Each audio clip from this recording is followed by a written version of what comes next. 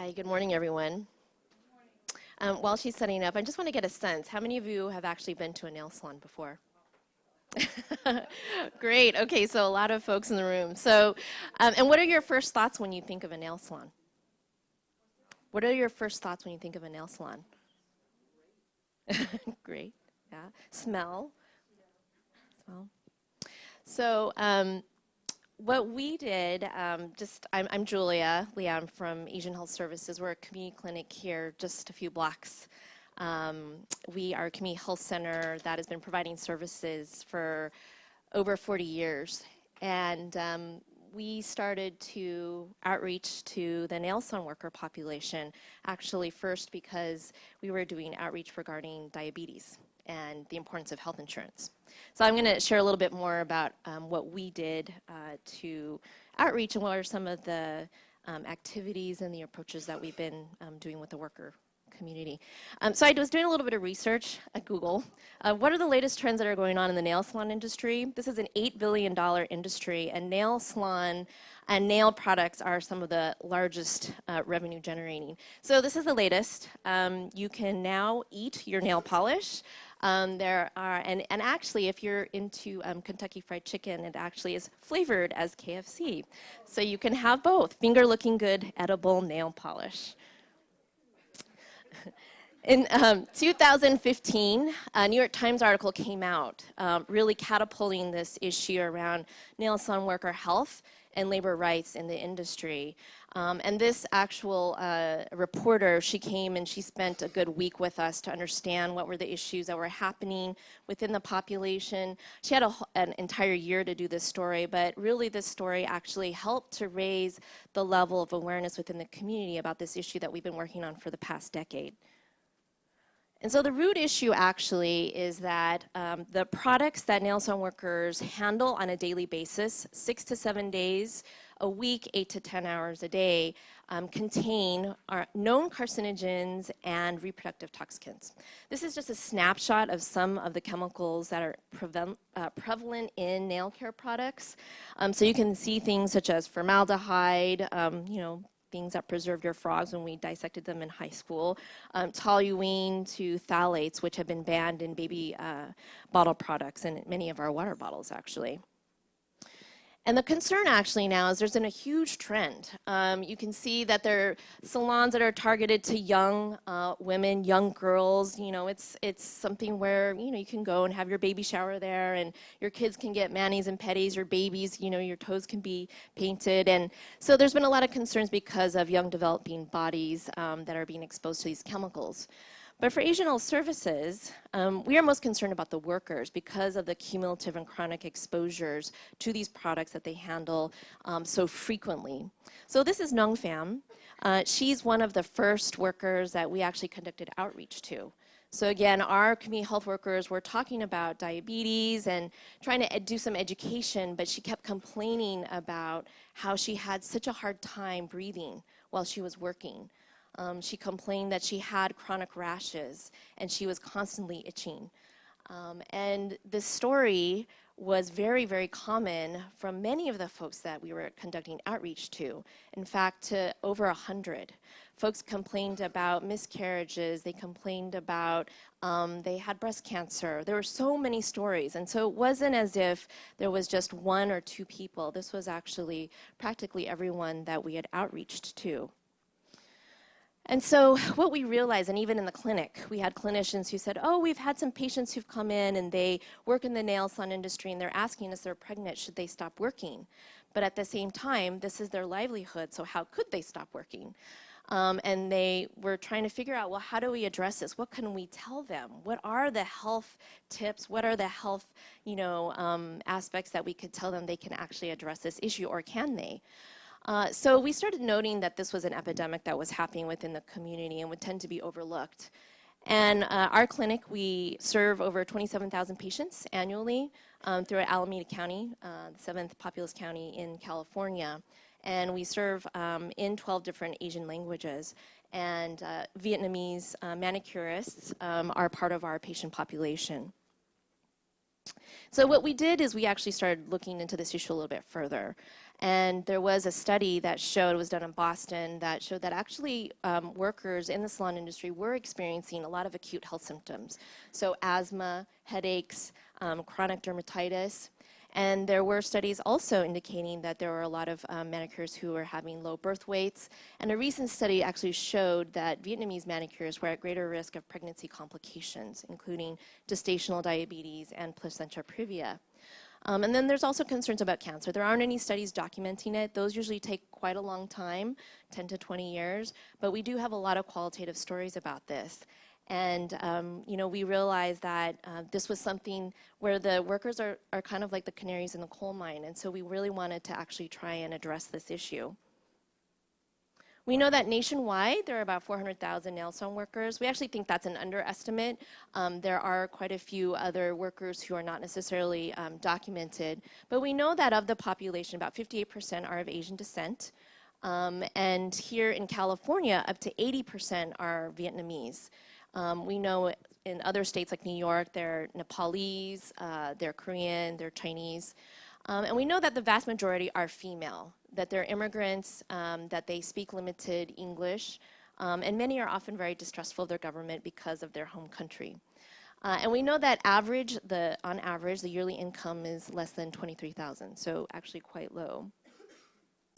So as a clinic, our mission at Asian Health Services is about dual services and advocacy.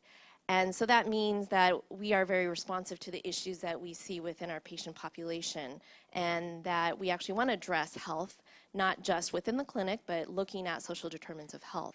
So we realized, well, there's a lot going on here. It's a very complex issue to address salon worker health. There's policy gaps. There's, again, in the federal government, there's a gap where these chemicals can actually be legally placed into nail care and our personal care products. There's no third independent entity that reviews our products for safety before it goes to market. We know that there hasn't been a lot done around outreach and education within this community, and really there's just a paucity of research that was out there on particularly this population. So what we did is we actually just started with a gathering of just 6 people, and we focused on the areas that we felt like we had gaps. We wanted to bring together with different expertise together. And we got seed funding from the California Endowment, which is like $2,500, and the Women's Foundation, and we just used it to have a full-day meeting to just come together and talk through how do we address this issue of salon worker health and safety. And so what we did is we actually structured ourselves so that we had a research advisory committee. So all of our researchers who were interested in the issue could actually get together and work on this. Policy folks could get together, and then our outreach folks who had expertise in community organizing and doing education with the community. And then we created a group of salon workers who were actually interested in actually participating in our activities. And so right now, we started in 2005, and now we are over 20 organizations throughout the state. We are called the California Healthy Nail Salon Collaborative, who are working on this issue with a research advisory committee with experts in industrial hygiene and chemistry to come and help us think through some of these issues related to salon worker health and safety. So when we first started, we said, well, we just want to create a workshop just to be able to educate the population about some of the chemicals that they're dealing with and how can they actually reduce their exposures. So recognizing that the majority of the population have less than high school education, we really created materials that are about 4th grade literacy level. We utilize a lot of pictures and visuals, and then we created focus groups to really identify, well, what are the tips that are realistic in your workplace? Because we can tell you and say you should be doing this, but maybe when you're doing these services, it may not be realistic. So we had to do these focus groups and really create a very, very sort of real tips that could be utilized. Anything from utilizing gloves, nitrile gloves, so you avoid the dermal absorption of chemicals, to even just saying that I need to use safer products. So we also worked with our collaborative members and said, well, you know, we're a clinic and we have a certain constituency, but we wanted to also kind of expand beyond outside our own service area. So we worked with our partners and trained them on these topics, and they could also do these trainings as well. So some of the things that sort of were interesting when we talked to the workers, they said, well, it was interesting because health wasn't necessarily a primary issue. And they said, well, actually, I really want to learn how to speak English better. So what we did is we actually created cards that said, oh, here is a case example if you're going to be talking with a client.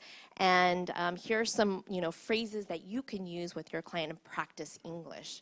So this is just an example. A lot of workers experience a lot of ergonomic health issues. And so if it's about wrist pain, these are some ways, just some sayings that you could, you know, practice telling your client, oh, can I, you know, put a pillow under your wrist? This helps, you know, me in my wrist pain. Is this comfortable? So these are just some things that we started to utilize as, you know, some quick tips for communicating how they can improve their health. So we wanted to expand our workshops and trainings and utilize this in the community forums to actually bring this to a larger audience.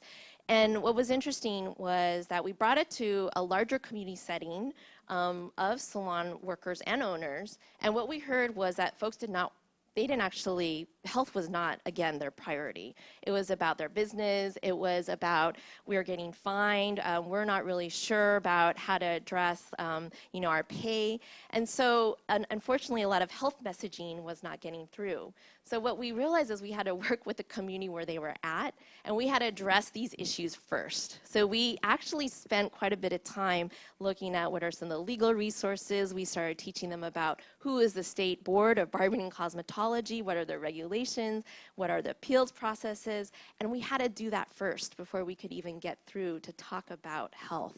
So that was a really important lesson for us. So once we were able to do that and we were able to build trust with the community, we realized, well, we could do all these trainings and we could build a lot of awareness and increase knowledge, but how do we actually create behavior change? And how do we move it to a systematic level? And how do we actually move people to actually take action? So we actually started developing a leadership program where we through our trainings, we started to identify folks who really seemed very committed and wanted to move kind of the next step.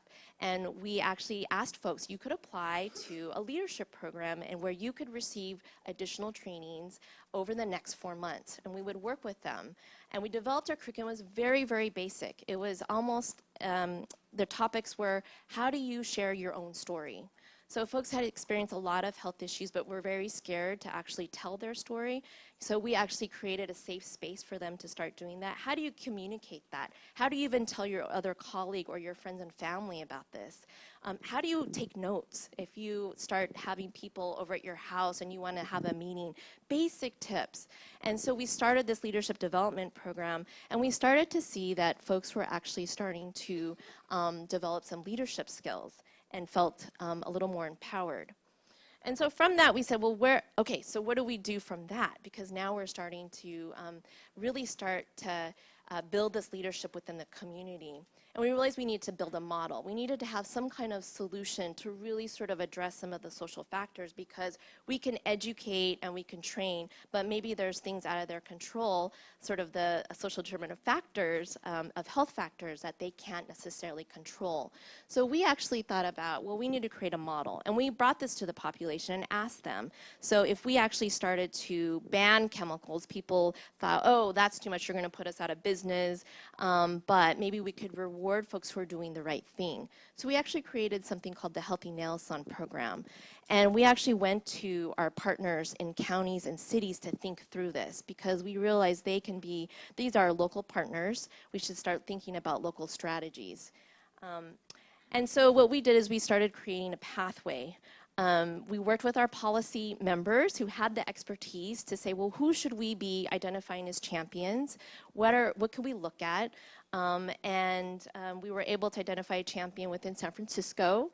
And through our leadership development program, we were able to bring through our folks who've developed their skills, who understand the health impacts, and to say, hey, we need to start having a healthy nail salon program that has and really defines what is a healthy workplace in a nail salon.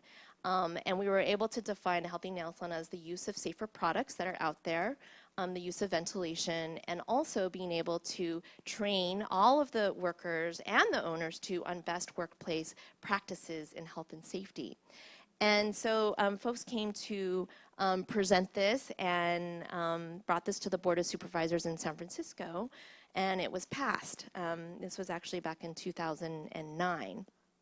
And so what we realized as we have this model, it was a solution, and there was an infrastructure by which really now if the shops were able to adopt this, then workers could be able to implement the health tips that we've been educating about in a much facilitated manner. And so we actually were able to then identify other partners in other counties and champions. And so the Healthy Nail Salon program has now been replicated in 4 other cities and counties here in California. And it was really helpful because not only would we have champions in the local legislature messaging also about health, the importance of health, among nail salon workers and being able to address them in this way. We also had media who also were very excited about this model approach. And so we were able to tell the story and really bring out the stories of many of the workers and the owners to do this. And we now have 143 healthy nail salons throughout the state. I know my time is up. I just wanted to say, as we were going through this process, we were trying to, determine how do we actually continue to build this systematic infrastructure, and we realized we wanted to translate research to more policy. And so we did work with our research advisory committee on some research to look at what are healthy nail salons, how do they impact workers' health compared to those that are not healthy nail salons. And the pilot study did show that it actually did reduce, healthy nail salons have reduced levels of exposures to chemicals in nail salons. So lastly, we wanted to scale this model, and we brought it to the state legislature. So Assemblymember Chu successfully authored this, and this passed back in September of last year. It's a healthy nail salon bill, and the focus is to expand healthy nail salon programs throughout the state. And the last thing in really trying to support the model is we are also working in collaborations with Microloan Partners to look at providing the capital and resources for shops to then help facilitate them to move towards this healthy nail salon model as well. So just in conclusion, I just wanted to say we're, we're working with folks in New York right now to, build out the model and then start to include labor rights as well. We recognize that's an issue in addition to health, all within the social determinants of health kind of realm. And just, I think, underlying through all of this and collaboration has been very important. We couldn't have done it on our own. So with that, this is my contact information and look forward to taking questions afterwards.